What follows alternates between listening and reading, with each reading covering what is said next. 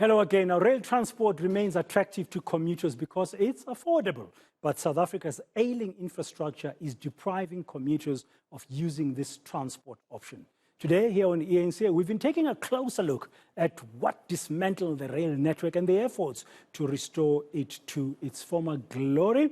One of the reporters was up and about today is Letshwiti-Jones. He's back now and is in studio with me. Good evening, Pule. Welcome back, and thank you very much for your time this afternoon. I mean, many of us grew up with the railways. I mean, I used to leave Soweto, catch the train, go Nensfield in Soweto, and you're in town safe and sound for years and years. And even just after democracy, many people were still using trains. But so slowly, things have just crumbled. So you spoke to some commuters about this. Yeah. What did they tell you? They're quite disappointed and frustrated. You understand where they're coming from.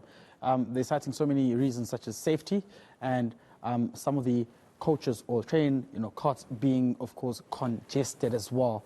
But also, they are quite worried that the mission to trying and rehabilitating the infrastructure and the rail network is going at a slow pace because they have had to alternate to other forms of transport, such as e-hailing, your Uber, your Bolt, and of course Gautrain, which they say is quite costly.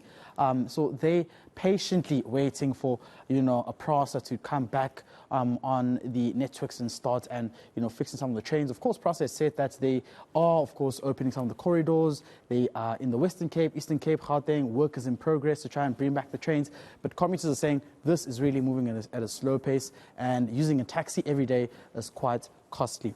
I just want you to take a listen to what they had to say, as we were really, really frustrated when I spoke to them in the morning. The main thing is the safety issue around it, and even as a man, you're like, it should be safe for you, Yeah, other than that, I don't know if you can say infrastructure because it gets full. So maybe if we can just add more carts or more trains, it should be simpler. Taking the train because, as I said, it's not safe. Railways are no more maintained by the government. So what's happening, people are taking it to smoke drugs and all that. And another thing, infrastructure is not properly structured. You see, people are stealing infrastructure. So basically, our people are stealing infrastructure for our transportation modes. So it's not functioning properly, in my thinking. And poor people or homeless people are sleeping there and all that, and you see, so people are scared that what if that homeless person is hungry, then they might steal your phone.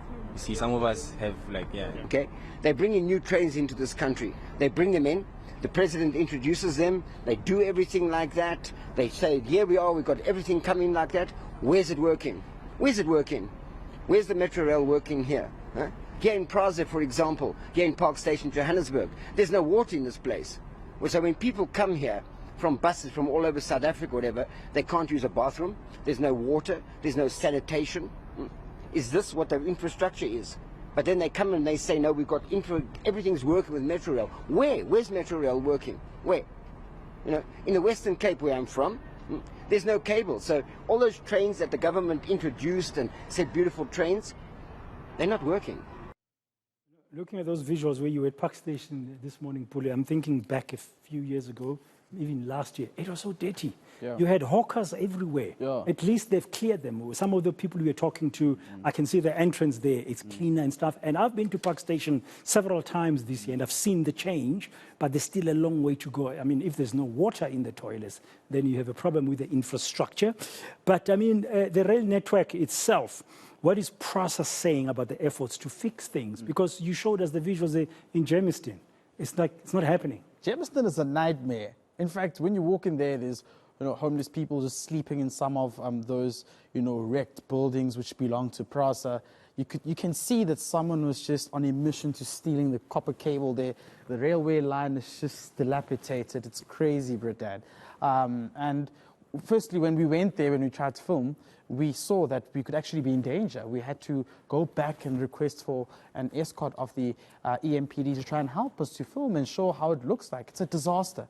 There isn't any movement of trains. The traffic lights are not working there. It's dirty, and there isn't any presence of security personnel whatsoever. So it goes to show you that PRASA still has a long way to go in terms of, rehabilitating some of these corridors as well. But, The entity sharing a similar nightmare as well is Transnet. They're also badly impacted as well. They're normally the freight, the long-distance Yeah. freight trains, goods trains. Goods trains, and you must remember when the operations are halted as a result of cable theft and vandalism, it has a delay in the transportation of valuable commodities, which include coal, iron ore, and ores as well. So which means that this will have a hard knock-on effect on the economy when these goods are delayed as well. It does, because I spoke to Professor Bonke Dumisa earlier.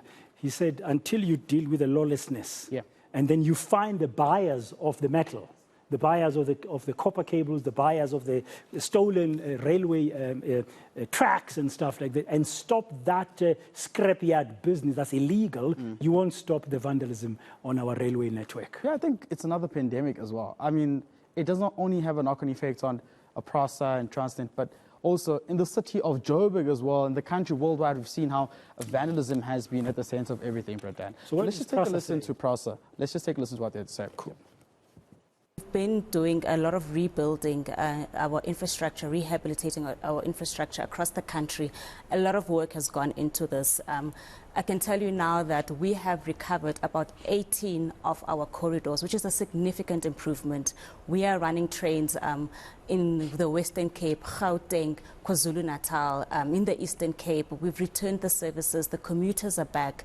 And if you were to see the trains that are moving now, we have a lot of commuters using those trains, showing the demand there is for the passenger rail services. So there's a lot of work that's gone into replacing that infrastructure. But in terms of the theft and vandalism, there's a lot of work that has gone into it. We've had to re-strategize and re-look in terms of the infrastructure that we are putting on the railway network to make sure that it's vandal-proof. For instance, we have also decreased the copper content on the overhead cables that power the trains. So we are installing also anti-theft and anti-vandal clips on our tracks so that they're not easily stolen by criminals. So there's a lot of work that is happening. I mean, PRASA has to date achieved 59% of our targets.